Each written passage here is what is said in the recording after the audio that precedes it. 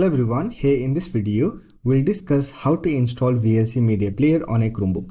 So with that being said, let's get started. If you want to install the desktop version of VLC Media Player on your Chromebook, then you can use the Linux development environment. For that, you have to enable Linux on your system.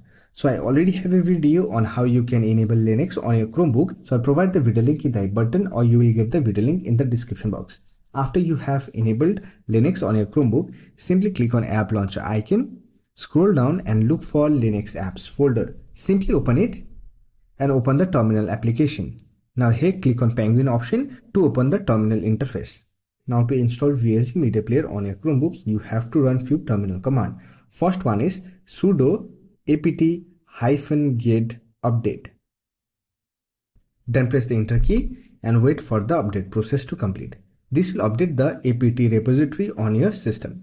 Once the update process has been completed, here simply write sudo apt-get installed VLC.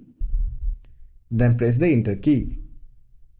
If you get do you want to continue prompt, here press Y, then hit enter key and wait for the installation process to complete. This will install the desktop version of VLC Media Player on your Chromebook. Once the installation has been completed, here simply type exit command to close the terminal. Now to open the VLC Media Player, simply click on App Launcher icon and here open the Linux Apps folder, and here we have the VLC Media Player.